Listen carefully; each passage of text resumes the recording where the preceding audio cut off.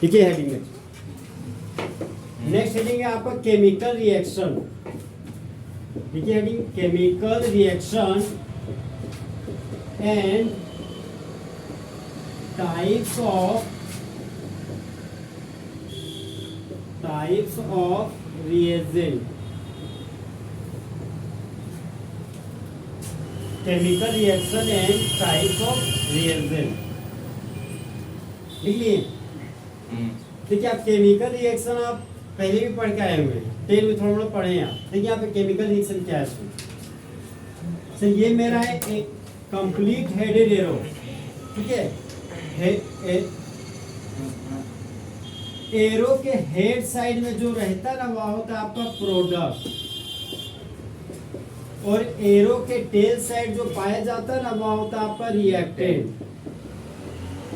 तो जिस तरह मेरे क्लास के दो कंपोनेंट है बॉयज एंड गर्ल्स, तो उसी तरह रिएक्टेंट के भी दो कंपोनेंट है। रिएक्टेंट के आपके दो कंपोनेंट है। पहला कंपोनेंट है आपका सबस्ट्रेट,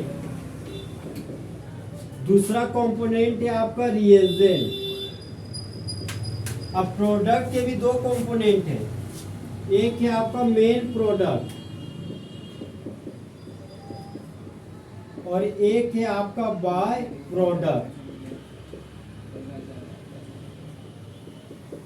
अब देखिए रिएजेंट भी आपका दो प्रकार का है। क्या होता है सबस्ट्रेट, क्या होता है रिएजेंट, वो भी बता देंगे मैं आपको। पहले ध्यान रखिएगा कि रिएजेंट भी आपका टू टाइप का होता है, एक होता है इलेक्ट्रोफाइल और एक होता है न्यूक्लियोफाइल।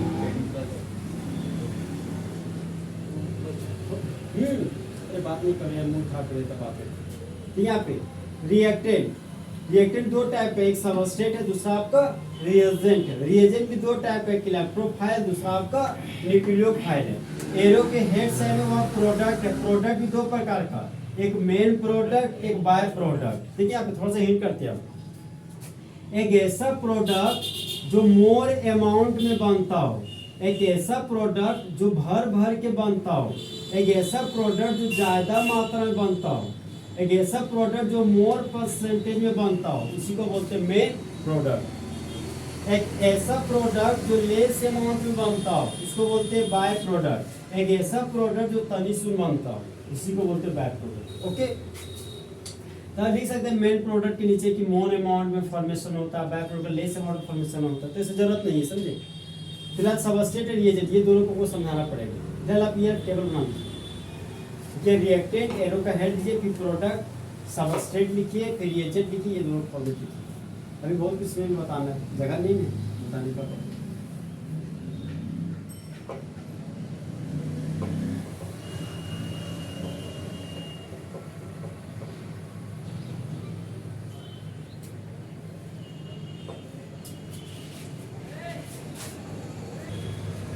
देखिए आप सर सबस्ट्रेट और रिएजेंट के बारे में आपको बता दूं। जो आपका रिएजेंट होता है ना सर, रिएजेंट आपका इनऑर्गेनिक कंपाउंड होता है, इनऑर्गेनिक कंपाउंड।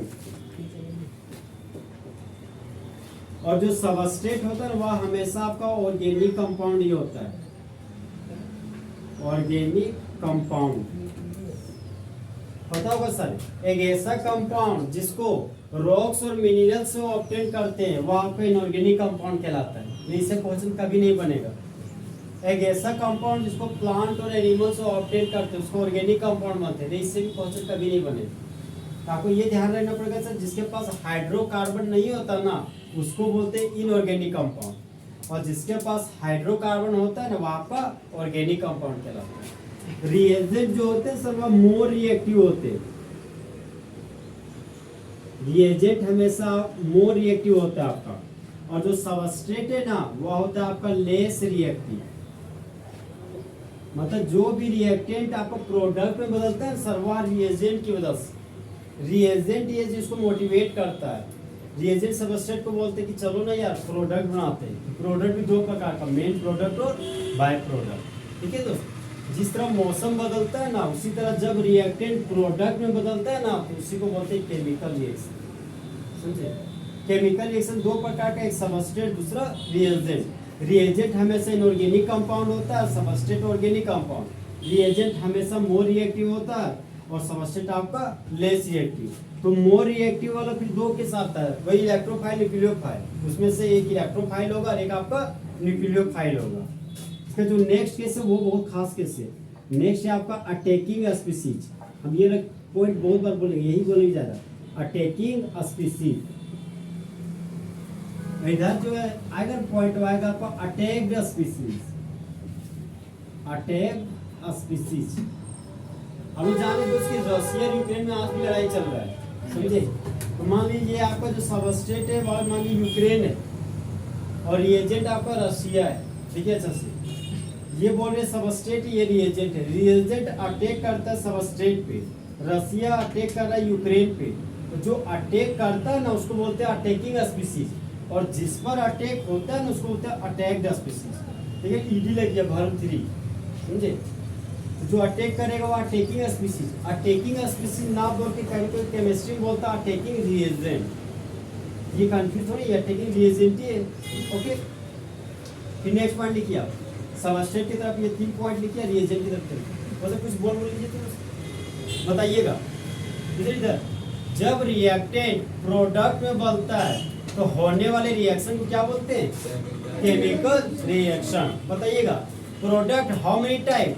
2 टाइप। पहला मेन प्रोडक्ट, दूसरा बाय प्रोडक्ट। बताइएगा एक ऐसा प्रोडक्ट जो मोर अमाउंट में बनता हो, मेन प्रोडक्ट। एक ऐसा प्रोडक्ट जो स्मॉल अमाउंट में बनता है, बाय प्रोडक्ट। मोर रिएक्टिव होता है रिएजेंट, लेस रिएक्टिव होता है सबस्ट्रेट। हाँ ठीक है। फिर अटैकिंग स्पीसीज होता है रिएजेंट, अटैक्ड स्पीसीज होता है सबस्ट्रेट। ऑर्गेनिक कंपाउंड है सबस्ट्रेट, और हाँ इनऑर्गेनिक कंपाउंड है रिएजेंट। यहाँ को कंफ्यूजन है ना, इतना पॉइंट लिखिए, उसके बाद एग्जांपल बता देंगे। ठीक है, अब एग्जांपल पे आ रहे लिख लिए, देखिए मेन प्रोडक्ट बाय प्रोडक्ट। ठीक है, हम बोलते हैं यहाँ मेन प्रोडक्ट है, यहाँ पे बाय प्रोडक्ट है। ठीक है, यहाँ पे एग्जांपल पे आ रहे हैं। पहले जो एग्जांपल है वो आपका CH3 CH2 खाली बोर्ड। ये कौन सा अल्काइल ग्रुप है? ये इथाइल ग्रुप है। कुछ भी नहीं बोलना है, समझा, जो भी बोलना सटीक बोलना है, एक ही बार में सटीक। जिसने को तुम गलत बोल दिए फिर मेरे दिमाग में आ गया यार तुम किसी को सीखा ही नहीं, तो वो एक ही चीज बार बार रिपीट करना पड़ता है ना। तो हम भी चीज से बचना चाहते हैं, समझे। जो कि आपका इथाइल ग्रुप, इथाइल ग्रुप में लग गया क्लोराइड, तो इसका कॉमन नेम क्या हो गया? Ethyl chloride. यूपी नेम बताइए। 1 क्लोरो इथेन। अब देखिए यहाँ प्लस लिखा हुआ है, यहाँ पे लिखा हुआ है एक्वस, यहाँ पे लिखा हुआ है के है, और यहाँ पर सर हेट का साइन दिया हुआ है। अब देखिए यहाँ पे बहुत कुछ यहाँ बताने वाले हैं। हम बताए थे आपको सर कि हेट्रोलाइटिक फीचर होने के लिए 3 कंडीशन। पहला कंडीशन क्या था? Acidic medium. दूसरा कंडीशन बेसिक मीडियम, और तीसरा कंडीशन एक्वस मीडियम।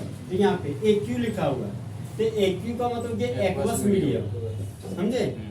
अब एक्वस मीडियम आ गया, इससे हमको ये पता चल गया सर कि यहाँ पर जो बॉन्ड टूटेगा वो होमोलाइसिस नहीं होगा, क्या होगा? हेट्रोलाइसिस। इलेक्ट्रॉन का डिस्ट्रीब्यूशन इक्वल नहीं होगा, क्या होगा? अनइक्वल। यहाँ पर फ्री रेडिकल का फॉर्मेशन नहीं होगा, क्या होगा? केट आयन और एन आयन का फॉर्मेशन होगा। अब देखिए सर पोटेशियम मेटल है, मेटल इलेक्ट्रॉन को लूज करता है, तो पोटेशियम के मुंडी पर क्या डेवलप हो गया? Positive charge. अब ऑक्सीजन नॉन मेटल है, नॉन मेटल हमेशा इलेक्ट्रॉन को गेन करता है, तो ऑक्सीजन के मुंडी पर क्या डेवलप हो गया? Negative charge. तो ये भी इलेक्ट्रोनेगेटिव डिफरेंस से तोड़े हैं, समझे। ऑक्सीजन का ज्यादा होता है, तो इलेक्ट्रॉन को पुल किया, ये लूज कर दिया। अब देखिए सर कार्बन और क्लोरीन में हम आए, बताइए क्लोरीन का इलेक्ट्रोनेगेटिव वैल्यू, क्लोरीन का कितना? 3.5 नहीं है, 3 है। अरे भूल जाते हैं, नाइट्रोजन क्लोरीन का ऑलवेज कितना होता है? 3, और कार्बन का 2.5। तो बताइएगा इलेक्ट्रॉन को पुल कौन करेगा? क्लोरीन। और लूज कौन करेगा? कार्बन। इलेक्ट्रॉन को विथड्रॉ कौन करेगा? क्लोरीन। और रिपेल कौन करेगा? कार्बन। इलेक्ट्रॉन को पुल कौन करेगा? क्लोरीन। और पुश कौन करेगा? कार्बन। क्योंकि इतना चीज है, समझे आपको। अरे कैसे हम ये सब चीज सारे इसलिए बता दे रहे हैं ना, क्योंकि जब आप क्वेश्चन बनाइएगा दोस्त तो आपसे क्वेश्चन ही नहीं बनेगा, क्योंकि ये सब लैंग्वेज जब आएगा तो लगेगा ये तो कभी सुनी ही नहीं है, तो नहीं सुनी रहेगा, पहली बार देखिएगा तो डर लगने लगेगा क्वेश्चन से। तो बताइए इलेक्ट्रॉन को खींच कौन रहा है? क्लोरीन। देखिए यहाँ पे सिग्मा बोर्ड का मूवमेंट हो गया, एरो का हेड गया इसलिए क्लोरीन के मुंडी पर नेगेटिव चार्ज डेवलप हुआ, एरो का टेल कार्बन के पास के लिए इसे मुंडी पर पॉजिटिव चार्ज डेवलप हुआ। हाइड्रोकार्बन है तो हाइड्रोकार्बन के लिए पार्शियल पॉजिटिव और ये मेरा पार्शियल नेगेटिव। देखिए बोर्ड के स्टोरेज हो। अब देखिए सर यहाँ पे हम बोले थे ये ऑर्गेनिक कंपाउंड है, ठीक है ना, पार्शियल आगे से पक्का ये organic compound. Hydrocarbon organic compound है, बताइए ये ऑर्गेनिक कंपाउंड है कि इनऑर्गेनिक? इनऑर्गेनिक कंपाउंड है, क्योंकि हाइड्रोजन ले कार्बन यहाँ पे नहीं, ये हो गया आपका इनऑर्गेनिक कंपाउंड। और इनऑर्गेनिक कंपाउंड दो टाइप का था, एक इलेक्ट्रोफाइल और न्यूक्लियोफाइल। तो जिसके मुंडी पर पॉजिटिव चार्ज डेवलप होता है उसको बोलते हैं इलेक्ट्रोफाइल, और जिसके मुंडी पर नेगेटिव चार्ज डेवलप होता है उसको बोला जाता है न्यूक्लियोफाइल। ओके, इलेक्ट्रोफाइल न्यूक्लियोफाइल हम पढ़ा देंगे स्पेशल टॉपिक करके। फिलहाल अभी जो आया वो समझ में आया ना। अब देखिए सब कुछ नहीं करना है, ये प्लस है ये माइनस, तो प्लस और माइनस आपस में जो इसका बॉन्ड बना रहा है, ये बन गया आपका KCl। देखिए ना आप लिखते हैं NaCl, तो क्या सोडियम और क्लोरीन के बीच बॉन्ड नहीं बना हुआ है? क्या बॉन्ड बना हुआ है, समझे? तो पोटेशियम क्लोराइड के बीच में यहाँ पे बॉन्ड बन गया, बाय प्रोडक्ट में क्या बन गया आपका KCl। इसी KCl को यहाँ ना दिखा के आप एरो के नीचे भी दिखा सकते हैं, इसको पढ़ते removal of KCl, removal of potassium chloride. अब देखिए सर यहाँ से सर मेरा K प्लस हट गया है और यहाँ से मेरा Cl माइनस हट गया। ओके, अब देखिए मेरे पास कंडीशन क्या बच गया, अब ये नेगेटिव और ये पॉजिटिव बच गया है ना। देखिए ये नेगेटिव चार्ज है, इस पॉजिटिव चार्ज को देख के मन में गाना गाता है। ये नेगेटिव बोलता है कि मैं कब से हूँ सही है, रेडी तैयार, चिपकाले मुझे फेविकॉल से। देखिए अब ये नेगेटिव और ये पॉजिटिव आपस में जुड़कर सर बॉन्ड बनाएगा। इथाइल ग्रुप है, यहाँ पर एक दिया CH3 सिंगल बॉन्ड CH2, और ये पॉजिटिव और ये नेगेटिव आपस में जुड़कर बॉन्ड बना लिया। अल्कोहल फंक्शनल ग्रुप है, तो यहाँ पर लगाती है अल्कोहल, ये बन गया सर आपका इथाइल अल्कोहल। ठीक है ना, रिएक्शन कितने इजी वे में है पूरा दोस्त। इसी तरह हम आपको इजी करके बता देंगे, अगर बोर्ड हम तोड़ने सिखा दिए तो आपसे भी होने लगेगा रिएक्शन। समझ में आएगी कैसे काम कर रहे हैं? सो बुक पढ़िएगा तो इसी तरह रहेगा, प्लस माइनस। एक और तरीका है, देखिए अगर हम आपको फिजर उजर नहीं पढ़ाते ना तो और धाकर तरीका पढ़ाने का, एक और मेथड से बताते हैं बिना कॉन्सेप्ट का। देखिए ये आपका इस तरह का फॉर्मेट है सर, पोटेशियम मेटल है, क्लोरीन नॉन मेटल है। तो जिस तरह बेबी को बेस पसंद है ना, उसी तरह मेटल को नॉन मेटल पसंद है। ये मेटल नॉन मेटल को रिप्लेस कर दिया, बाय प्रोडक्ट ग्रुप में KCl निकल गया, अब इथाइल ग्रुप में जुड़ गया अल्कोहल तो बन गया इथाइल अल्कोहल। बताओ इस तरह पढ़ाएंगे तो बहुत आसान लगेगा। और अभी जो पढ़ाए ना वो मैकेनिज्म बेस्ड प्रोसेस है, समझे? दोनों अच्छा ही लगा होगा। अरे हम बनाए ना, दोनों तरीका अच्छा है। फिलहाल आप मैकेनिज्म वाला फॉलो कीजिए, इससे ज्यादा मेहनत करना पड़ेगा आपको। यहाँ पर ये हो गया आपका पार्शियल नेगेटिव और ये हो गया आपका पार्शियल पॉजिटिव। तो बताइए सबस्ट्रेट है कि रिएजेंट?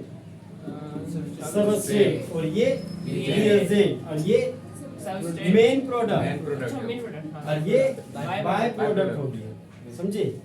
ये लेस रिएक्टिव की मोर रिएक्टिव? लेस रिएक्टिव, और ये मोर रिएक्टिव। ये ऑर्गेनिक कंपाउंड की ऑर्गेनिक कंपाउंड, ये इनऑर्गेनिक कंपाउंड।